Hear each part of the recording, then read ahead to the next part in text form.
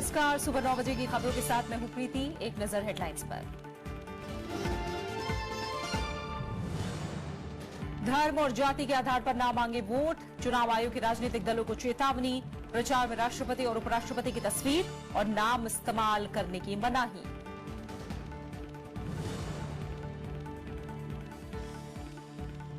UP में सोनिया गांधी, राहुल, प्रियंका समेत 40 कांग्रेस नेता करेंगे प्रचार। समाजवादी पार्टी की सूची से शिवपाल यादव का नाम बाहर। बीएसपी ने भी जारी की स्टार प्रचारकों की सूची। राजनीतिक दलों की कमाई का 69% हिस्सा बेनामी। एसोसिएशन फॉर डेमोक्रेटिक रिफॉर्म की रिपोर्ट, लिस्ट में बीजेपी और कांग्रेस का नाम सबसे ऊपर।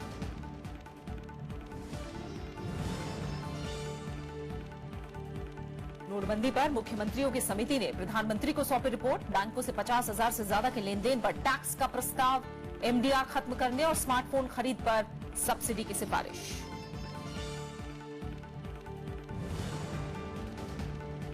आतंकवाद के खिलाफ मिलकर लड़ेंगे भारत और अमेरिका। ट्रंप की प्रधानमंत्री नरेंद्र मोदी से फोन पर बातचीत। भारत को बताया सच्चा दोस्त, अमेरिका आने का न्योता।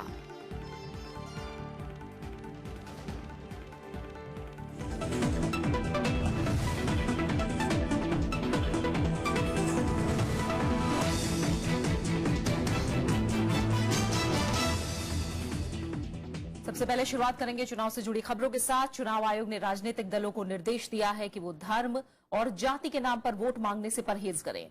आयोग ने कहा कि ये आदर्श आचार संहिता के उल्लंघन के बराबर है। आयोग ने साथ ही सुप्रीम कोर्ट के हाल के आदेश की भी याद दिलाई, जिसमें कहा गया था कि ऐसी अपील भ्रष्ट आचरण के बराबर है। सभी राजनीतिक दलों के शीर्ष पदाधिकारियों को लिखे पत्र में आयोग ने पार्टियों से अदालत के फैसले का सख्ती से पालन सुनिश्चित करने को कहा है। आयोग ने एक अन्य पत्र में चुनावी राज्यों के मुख्य निर्वाचन अधिकारियों से कहा है कि निचले स्तर के निर्वाचन अधिकारियों को इस बारे में सूचित करें और चुनाव के दौरान उच्चतम न्यायालय के आदेश का पालन सुनिश्चित किया जाए।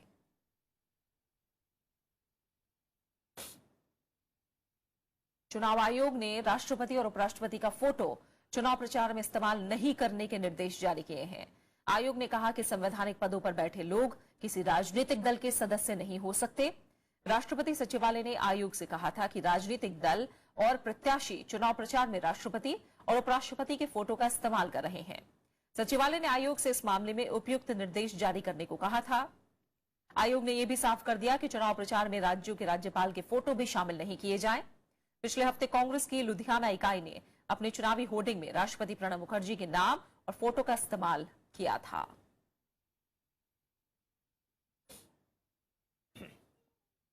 अरविंद केजरीवाल के चुनाव आयोग को लेकर दिए गए बयान की दूसरी पार्टियों ने आलोचना की है। जानकारों का कहना है कि चुनाव आचार संहिता के उल्लंघन के मामले पर आयोग की चेतावनी को नजरअंदाज करना भारी पड़ सकता है। दिल्ली के मुख्यमंत्री अरविंद केजरीवाल के चुनाव आयोग पर दिए विवादित बयान की विपक्षी दलों ने निंदा की है और चुनाव आयोग की विश्वसनीयता पर सवाल उठाने पर केजरीवाल की आलोचना की है। अगर आपत्ति की है इलेक्शन कमीशन में तो सही आपत्ति की है। अरविंद केजरीवाल को संवैधानिक संस्थानों से, संगठनों से इस तरह का बर्ताव करने से बचना चाहिए। जो लोग खुद करप्शन को बढ़ावा दे रहे हैं, स्वाभाविक रूप से उनको हर जगह इस प्रकार की बात नजर आती है और ये एक धिक्कार का विषय है कि इलेक्शन कमीशन जैसे स्वायत्त बॉडी को, इलेक्शन कमीशन जिसकी इंटीग्रिटी पूरे विश्व में जानी जाती है, उसको आप इस प्रकार एक राजनीतिक अखाड़े पे उतार रहे हो। जानकारों का मानना है कि इस मामले में आयोग की चेतावनी को नजरअंदाज करने पर केजरीवाल और उनकी पार्टी पर कड़ी कार्रवाई हो सकती है। अगर आप ये बराबर इसका उल्लंघन करते रहेंगे मॉडल कोड ऑफ कंडक्ट का, तो आपका पार्टी सिंबल वो फ्रीज कर सकता है, यानी कि वापस ले लेगा जो सिंबल दिया पार्टी का। कुछ केसेस में ऐसा भी हुआ है कि प्रतिबंध भी लगाया है। इलेक्शन कमीशन भी चुप रहने वाला तो नहीं है। इलेक्शन कमीशन के पास इलेक्शन के दौरान तो बहुत पावर्स हैं। अगर इलेक्शन कमीशन उस जवाबी कार्रवाई में आ जाए तो दुखी कर देगा। इसलिए इस किस्म की कन्फ्रंटेशन की स्टेज आने नहीं देनी चाहिए। गोवा और पंजाब की रैलियों में अरविंद केजरीवाल ने कहा था कि दूसरी पार्टियों से पैसे ले लो, लेकिन वोट आम आदमी पार्टी को ही देना। इस पर चुनाव आयोग ने उन्हें नोटिस जारी कर कड़ी कार्रवाई की चेतावनी दी थी। जवाब में अरविंद केजरीवाल ने माफी मांगने की जगह चुनाव आयोग पर लोगों को रिश्वत लेने के लिए उकसाने का आरोप लगाया था। प्रणब गोस्वामी, राज्यसभा टीवी। वहीं उत्तराखंड के लिए कांग्रेस ने 5 और उम्मीदवारों की दूसरी लिस्ट जारी कर दी है। कल रात जारी की गई सूची में प्रभुलाल बहुगुणा, बालकिशन और राजेंद्र बाराकोटी का नाम भी शामिल है। इस तरह कांग्रेस अब कुल 70 उम्मीदवारों में से 68 उम्मीदवारों का ऐलान कर चुकी है। पहली लिस्ट में 63 उम्मीदवारों की घोषणा की गई थी। उत्तर प्रदेश में बीजेपी ने उम्मीदवारों की तीसरी सूची जारी कर दी है। ज्यादातर छठे और 7वें दौर के उम्मीदवारों की इस सूची में स्वामी प्रसाद मौर्य समेत 67 उम्मीदवारों के नाम हैं। बीएसपी से बीजेपी में आए स्वामी प्रसाद मौर्य को पडरौना से, आरके चौधरी को मोहनलालगंज से और दारा सिंह चौहान को मधुबन से टिकट दिया गया है। इनके अलावा सूर्य प्रताप शाही को पत्थरदेवा से, रमाकांत यादव के बेटे अरुण यादव को फूलपुर पवई सीट से और पूर्व मुख्यमंत्री वीर बहादुर सिंह के बेटे फतेह बहादुर को कैंपियरगंज सीट से उम्मीदवार बनाया गया है। बीजेपी की पहली लिस्ट में 149 लोगों के नाम थे, जबकि दूसरी लिस्ट में 155 नाम थे।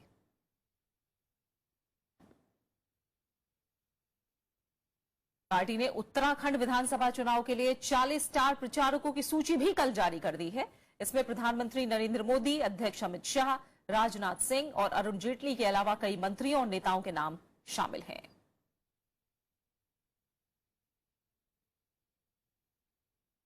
कांग्रेस ने उत्तर प्रदेश विधानसभा चुनाव के लिए 40 स्टार प्रचारकों की लिस्ट जारी कर दी। कल जारी की गई सूची में पार्टी अध्यक्ष सोनिया गांधी, उपाध्यक्ष राहुल गांधी और पूर्व प्रधानमंत्री मनमोहन सिंह का नाम शामिल है।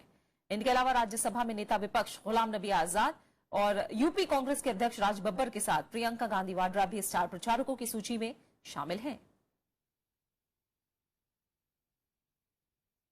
उत्तर प्रदेश विधानसभा चुनाव के लिए सत्ताधारी समाजवादी पार्टी ने 40 स्टार प्रचारकों की लिस्ट कल जारी कर दी। इसमें मुलायम सिंह यादव के साथ अखिलेश यादव, डिंपल यादव और रामगोपाल यादव समेत पार्टी के ज्यादातर बड़े नेताओं का नाम शामिल है। लेकिन इस सूची में शिवपाल सिंह यादव का नाम नहीं है।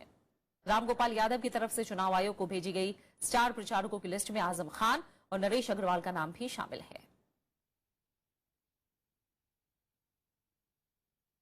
कांग्रेस और समाजवादी पार्टी के अलावा बीएसपी ने भी स्टार प्रचारकों की लिस्ट कल जारी की है। बीएसपी की लिस्ट में पार्टी प्रमुख मायावती के अलावा नसीमुद्दीन सिद्दीकी, सतीश चंद्र मिश्रा और अशोक सिद्धार्थ का नाम शामिल है। खास बात यह है कि बीएसपी की लिस्ट 19 फरवरी को होने वाले तीसरे दौर के विधानसभा चुनाव के लिए है।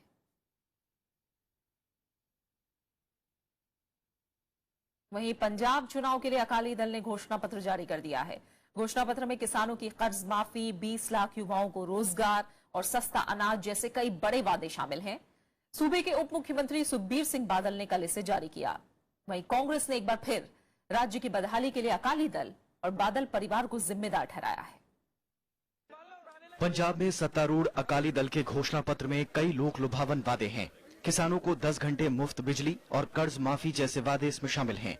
डिप्टी सीएम सुखबीर सिंह बादल ने लुधियाना में से जारी करते हुए अमृतसर और मोहाली को आईटी हब बनाने और हर शहर में वाईफाई का वादा किया। Sewerage, water supply, complete concrete गलीज and solar light, complete. We will make Punjab villages on power with urban sector. That is my now priority. Akali Dal के घोषणा पत्र में जिन मुद्दों को जगह मिली है उनमें 20 लाख नौजवानों को रोजगार, मुफ्त प्रेशर कुकर, गैस स्टोव और गैस कनेक्शन, छोटे किसानों को हर साल 2 साल का ब्याज मुक्त कर्ज, 10 रुपए की दर से 5 किलो चीनी, 25 रुपए की दर से 2 किलो घी जैसे वादे शामिल हैं। घोषणा पत्र जारी करते हुए सुखबीर बादल ने आम आदमी पार्टी और कांग्रेस की खूब आलोचना की। इधर कांग्रेस ने अकाली दल के घोषणा पत्र को अपने घोषणा पत्र की नकल बताया। वो तो हमारी बातें की हैं, जो हमने कहा है वही उठा के उन्हें कर दी। अगर ये बात करना चाहते हैं किसानों के लिए तो 10 साल से सो रहे थे क्या? वहीं राज्य के अबोहर में रैली को संबोधित करते हुए राजनाथ सिंह ने कहा कि केंद्र सरकार के 2.5 साल के कार्यकाल में भ्रष्टाचार का एक भी मामला सामने नहीं आया। केंद्र में आपने बहुत सारी सरकारें देखी होंगी, कांग्रेस की सरकारें देखी होंगी, लाखों करोड़ रुपए के भ्रष्टाचार होते थे। 2.5 वर्षों का समय हो गया, कोई भी व्यक्ति उंगली उठाकर नहीं कह सकता है कि हमारी दिल्ली की सरकार के ऊपर एक भी भ्रष्टाचार का आरोप लगा हुआ। इस बीच चुनाव आयोग ने राज्य में पहली बार 5 विधानसभा क्षेत्रों में सर्विस वोटरों के लिए इलेक्ट्रॉनिक ट्रांसमिशन पोस्टल बैलेट के जरिए मतदान करवाने का फैसला किया है। पहली बार हिस्ट्री में 423 इलेक्ट्रॉनिक पोस्टल बैलेट जो है जो सर्विस वोटर है उनके लिए अपलोड हो गया। अब वो उनके पास ओटीपी जाता है उनके मोबाइल पर, वो डाउनलोड करेंगे और प्रिंट करके अपना वोट कास्ट करके भेज देंगे। बीजेपी और कांग्रेस पहले ही घोषणा पत्र जारी कर चुके हैं। बीजेपी ने छोटे किसानों को कर्ज माफी, गरीब परिवारों को घर देने समेत कई वादे किए हैं। वहीं कांग्रेस ने अपने घोषणा पत्र में पानी, रोजगार और ड्रग्स को विशेष मुद्दा बनाया है। राज्य में 4 फरवरी को मतदान होना है। Bureau report, Rajya Sabha TV. राजनीतिक दलों को 2004, 2005 और 2014-15 के बीच अज्ञात स्रोतों से 7,833 करोड़ रुपए मिले, जो कुल आय का 69% है। एसोसिएशन फॉर डेमोक्रेटिक रिफॉर्म्स की रिपोर्ट के मुताबिक 11 साल में सभी राष्ट्रीय और क्षेत्रीय दलों की कुल आय 11,367 करोड़ रुपए रही, जिसमें सिर्फ 31% आय के ही स्रोत के बारे में जानकारी है। इस दौरान कांग्रेस की कुल आय में से 83% और बीजेपी की कुल आय में से 65% अज्ञात स्रोतों से आए। क्षेत्रीय दलों में समाजवादी पार्टी की 94%, शिरोमणि अकाली दल की 86% और बीएसपी की 100% आय के स्रोतों का पता नहीं। उत्तर प्रदेश विधानसभा चुनाव के पहले अखिलेश सरकार को इलाहाबाद हाईकोर्ट से झटका लगा है। कोर्ट ने राज्य सरकार के 17 ओबीसी जातियों को अनुसूचित जातियों के समान सुविधाएं देने पर रोक लगा दी है। साथ ही इन जातियों को एससी का सर्टिफिकेट जारी नहीं करने का आदेश दिया है। इस मामले में अगली सुनवाई 9 फरवरी को होगी। राज्य सरकार ने 22 दिसंबर 2016 को 17 पिछड़ी जातियों को अनुसूचित जातियों के समान सुविधाएं दिए जाने का निर्देश जारी किया था, जिसे असंवैधानिक बताते हुए कोर्ट में चुनौती दी गई थी। चीफ जस्टिस ने एक ऑर्डर पास किया, जिसमें principal secretary social welfare department को इस आशय का डायरेक्शन दिया गया है कि सभी जिलों में अधिकारियों को इस आशय का निर्देश दें कि उस नोटिफिकेशन के आधार पर कोई भी कास्ट सर्टिफिकेट इश्यू नहीं किया जाएगा।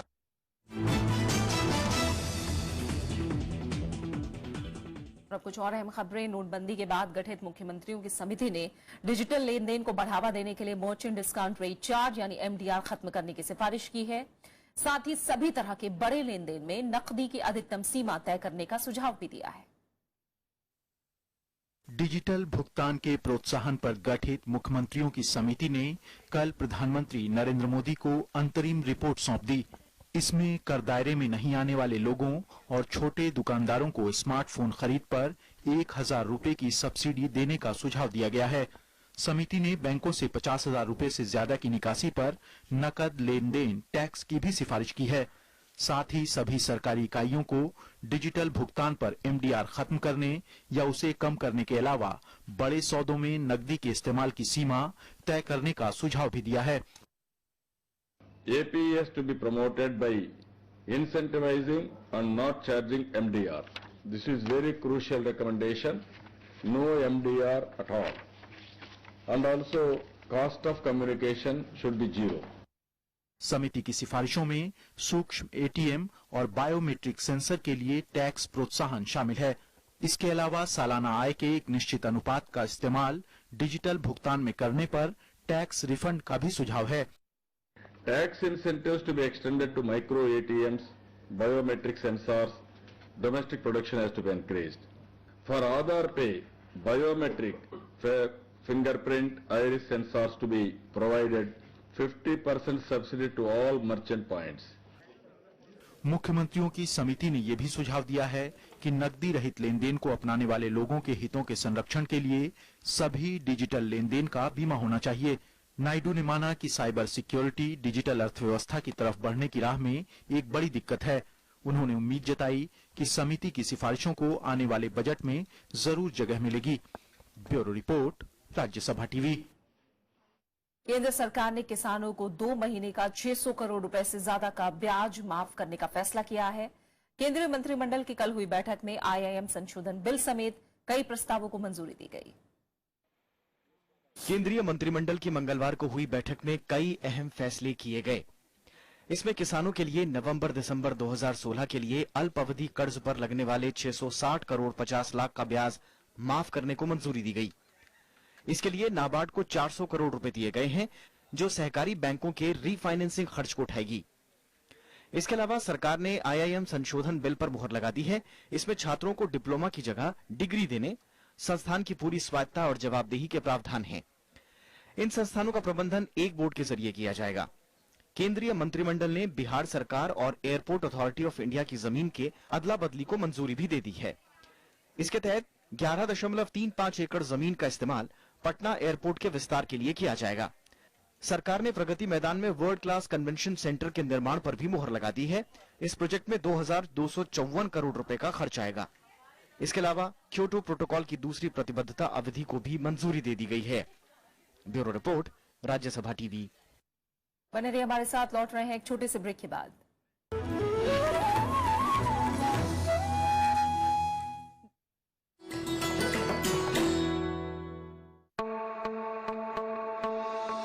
लामा यूरू गोम्पा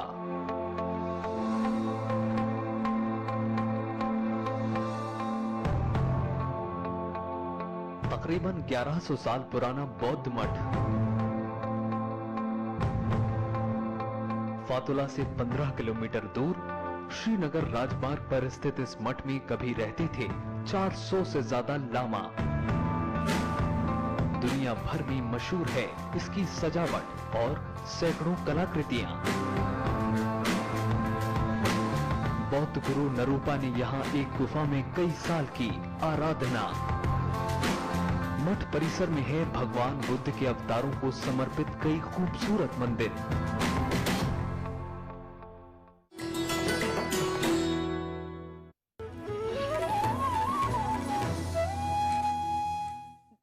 जल्लीकट्टू मामले में राष्ट्रीय मानवाधिकार आयोग ने तमिलनाडु सरकार और पुलिस को नोटिस जारी किया है। नोटिस में प्रदर्शन के दौरान भीड़ को काबू में करने के लिए हिंसक तरीके अपनाने पर जवाब मांगा गया है। पुलिस पर आरोप है कि प्रदर्शनकारियों पर पुलिस ने लाठी चार्ज किया, जिसके चलते कई लोग घायल हुए। आयोग ने इस मामले में 2 हफ्ते में जवाब मांगा है। वहीं दूसरी ओर केंद्र सरकार ने सुप्रीम कोर्ट से कहा है कि वो जनवरी 2016 में जारी अधिसूचना वापस लेने के लिए तैयार है। सरकार ने यह फैसला तमिलनाडु विधानसभा से पास हुए विधेयक को देखते हुए लिया है। केंद्र की दलील पर कोर्ट ने कहा कि जब आवेदन सुनवाई के लिए बेंच के सामने आएगा तब फैसला लिया जाएगा। केंद्र सरकार की अधिसूचना के खिलाफ दायर याचिका में कोर्ट ने फैसला सुरक्षित रखा हुआ है। इससे पहले कल जल्लीकट्टू का आयोजन सुनिश्चित करने के लिए तमिलनाडु विधानसभा ने पशु क्रूरता रोकथाम अधिनियम संशोधन विधेयक 2017 को मंजूरी दी थी। इस मामले में सुप्रीम कोर्ट में करीब 70 कैविएट दायर की गई हैं। जम्मू कश्मीर के अलग अलग इलाकों में कल हुई मुठभेड़ में 3 आतंकी मारे गए। गांदरबल जिले में कल सुबह आतंकवादियों के साथ सुरक्षा बलों की मुठभेड़ में लश्कर ए तैयबा के 2 आतंकवादी मारे गए। सुरक्षा बलों को हदरा इलाके में आतंकवादियों के होने की सूचना मिली थी, जिसके बाद अभियान शुरू किया गया। इस दौरान सुरक्षा बलों ने 2 AK-47 राइफल भी बरामद की। उधर सुरक्षा बलों ने नियंत्रण रेखा के करीब सुंदरबनी सेक्टर में घुसपैठ की कोशिश नाकाम कर दी। इस कार्रवाई में एक आतंकवादी को मारा गया, जबकि दूसरा आतंकी भागने में कामयाब रहा। मारे गए आतंकवादी के पास से हथियार और गोला बारूद बरामद किया गया है।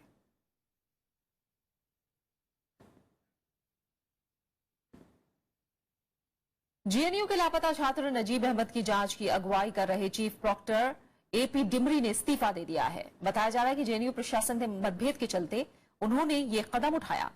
जेएनयू प्रशासन के मुताबिक चीफ प्रॉक्टर ने इस्तीफे का कारण नहीं बताया है और डिमरी ने भी वजह बताने से इनकार कर दिया है। इस्तीफे के बाद वाइस चांसलर ने डिमरी से मुलाकात की और मंगलवार शाम ही special centre of molecular medicine के प्रोफेसर विभा टंडन को नया प्रॉक्टर नियुक्त किया गया। जेएनयू में पिछले साल जनवरी में नए वाइस चांसलर के आने के बाद से 2 चीफ प्रॉक्टर इस्तीफा दे चुके हैं। इससे पहले पिछले साल 9 फरवरी को जेएनयू में अफजल गुरु पर हुए कार्यक्रम को लेकर विवाद के बाद तत्कालीन चीफ प्रॉक्टर ने व्यक्तिगत कारणों का हवाला देते हुए इस्तीफा दे दिया था।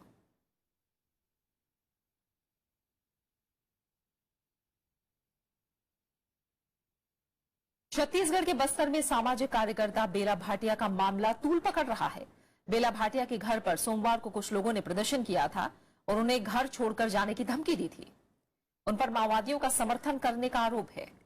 2 दिन पहले बेला भाटिया राष्ट्रीय मानवाधिकार आयोग की टीम के साथ बीजापुर इलाके में गई थी। आयोग वहां बलात्कार पीड़ितों के बयान दर्ज करने के लिए पहुंचा था। पुलिस ने बेला भाटिया के घर पर अतिरिक्त सुरक्षा बल तैनात किए हैं। इस मामले में उनका समर्थन कर रहे कुछ वकीलों ने आईजी एसआरपी कल्लूरी पर अभद्र भाषा का इस्तेमाल करने का आरोप लगाया है। कांग्रेस उपाध्यक्ष राहुल गांधी भी इस मामले में उतर आए हैं। उन्होंने ट्वीट करके कहा कि वो बेला भाटिया के साथ खड़े हैं। उन्होंने ये भी कहा कि हिंसा सच्चाई को नहीं दबा सकती। सुप्रीम कोर्ट ने देश के सभी राज्यों से उनके यहां पुलिस विभागों के सभी स्तर पर खाली पड़े पदों की जानकारी मांगी है। चीफ जस्टिस की अगुवाई वाले बेंच ने इसे महत्वपूर्ण विषय बताते हुए राज्यों के गृह सचिवों से 4 हफ्ते के भीतर हलफनामा दाखिल करने के लिए कहा है। ऐसा नहीं होने पर सचिवों को यह सुनिश्चित करना चाहिए कि वो रिकॉर्ड उपलब्ध करा सके, जिससे कोर्ट इस मामले का निपटारा कर सके। सुप्रीम कोर्ट में एक याचिका दाखिल हुई है जिसमें कहा गया है कि बड़ी संख्या में पुलिस बल की कमी के चलते ही कानून व्यवस्था सही नहीं हो पा रही है। याचिका में दलील दी गई कि देश में पुलिस विभाग में करीब 5.5 लाख से ज्यादा पद खाली पड़े हैं।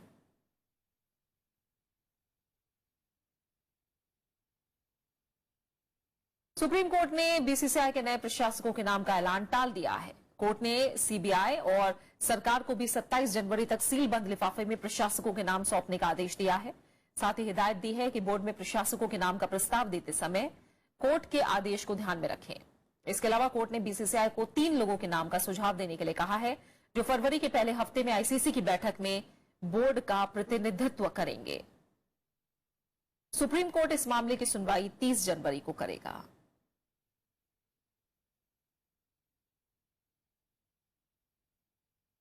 भारत दौरे पर आए अबू धाबी के क्राउन प्रिंस शेख मोहम्मद बिन जायद अल नाहयान आज प्रधानमंत्री नरेंद्र मोदी से मुलाकात करेंगे। इस दौरान दोनों देशों के बीच करीब 16 समझौते होने की उम्मीद है। इसमें $75 बिलियन का NIIF MOU शामिल है। क्राउन प्रिंस को राष्ट्रपति भवन में राजकीय सम्मान भी दिया जाएगा। वो इस बार गणतंत्र दिवस समारोह के मुख्य अतिथि हैं। 3 दिन के भारत दौरे पर आए अबू धाबी के क्राउन प्रिंस शेख मोहम्मद बिन जायद का कल दिल्ली में भव्य स्वागत किया गया। प्रधानमंत्री नरेंद्र मोदी प्रोटोकॉल तोड़कर खुद उन्हें एयरपोर्ट लेने पहुंचे। दोनों नेताओं के बीच आज मुलाकात के दौरान करीब 16 अहम समझौतों पर हस्ताक्षर की उम्मीद है। इसमें $75 बिलियन का NIIF MOU शामिल है। प्रधानमंत्री नरेंद्र मोदी ने क्राउन प्रिंस के इस दौरे से दोनों देशों के बीच रिश्ते और मजबूत होने की उम्मीद जताई है। UAE also has the largest sovereign wealth fund. We are looking at investments. There's an agreement that they would invest nearly $75 billion in India over the next couple of years. And during the visit, we are hoping that there will be an MOU signed between their investment fund and what we call the NIIF. संयुक्त अरब अमीरात खाड़ी देशों में भारत का बड़ा व्यापारिक और रणनीतिक साझेदार है। साथ ही सुरक्षा और आतंकवाद के खिलाफ UAE का सहयोग भारत के लिए काफी महत्वपूर्ण है। ऐसे में शेख मोहम्मद बिन जायद अल नाहयान का ये दौरा काफी अहम माना जा रहा है। Bureau report, Rajya Sabha TV. अमेरिकी राष्ट्रपति डोनाल्ड ट्रंप ने भारत को सच्चा दोस्त बताते हुए हर चुनौती का मिलकर सामना करने की बात कही है। राष्ट्रपति बनने के बाद कल पहली बार प्रधानमंत्री नरेंद्र मोदी से फोन पर बातचीत के दौरान उन्होंने ये बात कही। व्हाइट हाउस के मुताबिक दोनों नेताओं के बीच व्यापार, रक्षा और आतंकवाद जैसे महत्वपूर्ण मुद्दों पर बात हुई। इसके अलावा मध्य और दक्षिण एशिया में सुरक्षा के मसले पर भी बातचीत हुई। दोनों नेताओं ने आतंकवाद के खिलाफ मिलकर लड़ने पर जोर दिया। दोनों नेताओं ने एक दूसरे को अपने देशों का दौरा करने के लिए आमंत्रित किया है। नरेंद्र मोदी दुनिया के उन 5 नेताओं में शामिल हैं जिनसे डोनाल्ड ट्रंप ने राष्ट्रपति बनने के बाद फोन पर बात की। इससे पहले वो कनाडा, मेक्सिको और मिस्र के राष्ट्रपति और इजराइल के प्रधानमंत्री से बात कर चुके हैं।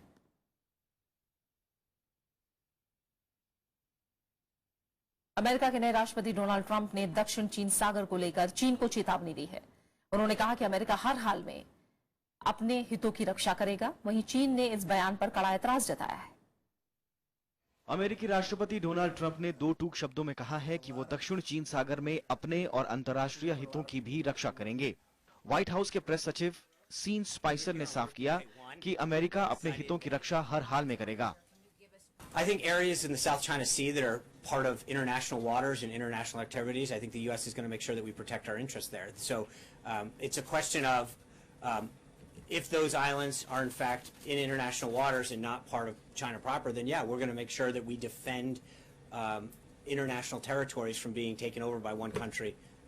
इधर चीन ने अमेरिका के बयान पर कड़ी आपत्ति जाहिर की है। चीन ने दक्षिण चीन सागर को लेकर अपनी नीति को जायज ठहराया है। 国在南海问题上的立场是明确和一贯的，那么我们在南海的行动也是正当合理的，不管别的国家发生什么样的变化，说了什么样的话，想做什么样的事情。 इसके अलावा अमेरिकी राष्ट्रपति ट्रंप ने सीरिया में आईएस के खिलाफ रूस के साथ सैन्य अभियान चलाने की भी बात कही है। एक और बड़ा फैसला लेते हुए अमेरिका ने व्यापार समझौते ट्रांस पैसिफिक पार्टनरशिप से खुद को अलग करने का फैसला किया है। सोमवार को राष्ट्रपति डोनाल्ड ट्रंप ने इससे जुड़े प्रस्ताव पर हस्ताक्षर किए। 12 देशों के दस्तखत वाले समझौते को पूर्व राष्ट्रपति बराक ओबामा के कार्यकाल में अमल में लाया गया था, जिसे ओबामा की एशिया नीति की धुरी माना गया। ट्रंप ने उम्मीद जताई कि इससे अमेरिकी कामगारों को फायदा होगा। Bureau report, Rajya Sabha TV. बात खेलों की। ऑस्ट्रेलियन ओपन टेनिस टूर्नामेंट के मिश्रित युगल क्वार्टर फाइनल में भारत के 2 खिलाड़ी अपने अपने जोड़ीदारों के साथ आमने सामने हैं। रोहन बोपन्ना और गैब्रिएले डोब्रोवस्की की जोड़ी, सानिया मिर्जा और इवान डोडिच की जोड़ी के बीच सेमीफाइनल के लिए मुकाबला चल रहा है। बोपन्ना और गैब्रिएले की जोड़ी ने 5वीं वरीयता प्राप्त योंग जांगचान और लुकास कुबोत को हराकर क्वार्टर फाइनल में जगह बनाई। वहीं सानिया डोडिच सिसेई जेंग और अलेक्जेंडर पेया को शिकस्त देकर अंतिम 8 में पहुंचे हैं। स्टार खिलाड़ी स्विट्जरलैंड के रोजर फेडरर पोरोशेकल के सेमीफाइनल में पहुंच गए हैं। क्वार्टर फाइनल में उन्होंने जर्मनी के मिशा ज्वेरेव को 6-1, 7-5, 6-2 से हराया। फेडरर ने शुरू से ही मैच पर अपनी पकड़ बनाए रखी और आसानी से जीत दर्ज की। सेमीफाइनल में आज उनका मुकाबला हमवतन स्टेनलियास वावरिका से होगा।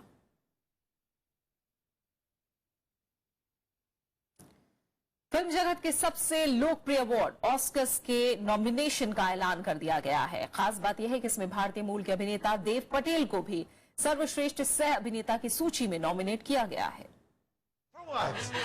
इस बार ऑस्कर्स में ला ला लैंड का बोलबाला रहने की उम्मीद है। भावनाओं और महत्वाकांक्षाओं के बीच झूलती इस म्यूजिकल फिल्म को 14 कैटेगरीज में नॉमिनेट किया गया है।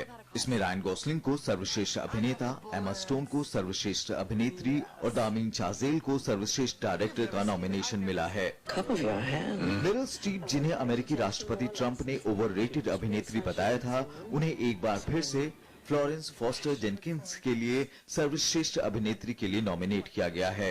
इस तरह मेरिल ऑस्कर इतिहास की सबसे ज्यादा नॉमिनेट होने वाली अभिनेत्री बन गई हैं। सह अभिनेताओं की श्रेणी में भारतीय मूल के अभिनेता देव पटेल भी नॉमिनेट किए गए हैं। उन्हें उनकी फिल्म लायन के लिए नॉमिनेशन मिला है।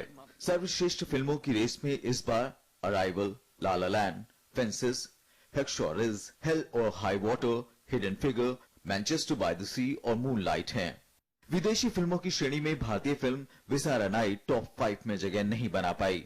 26 फरवरी को ऑस्कर अवार्ड्स की घोषणा की जाएगी। Bureau report, Rajya Sabha TV.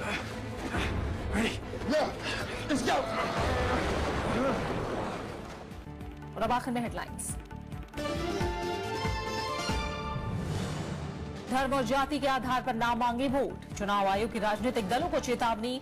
प्रचार में राष्ट्रपति और उपराष्ट्रपति की तस्वीर और नाम इस्तेमाल करने की मनाही।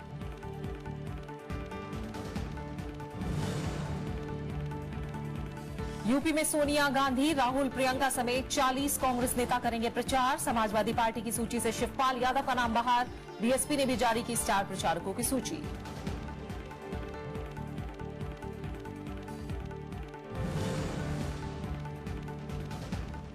राजनीतिक दलों की कमाई का 69% हिस्सा बेनामी। एसोसिएशन फॉर डेमोक्रेटिक रिफॉर्म की रिपोर्ट, लिस्ट में बीजेपी और कांग्रेस का नाम सबसे ऊपर।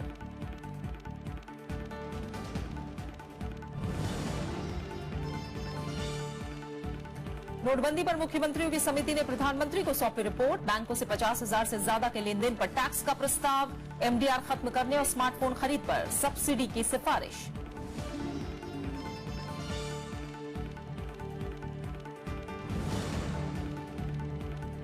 आतंकवाद के खिलाफ मिलकर लड़ेंगे भारत और अमेरिका। ट्रंप की प्रधानमंत्री नरेंद्र मोदी से फोन पर बातचीत।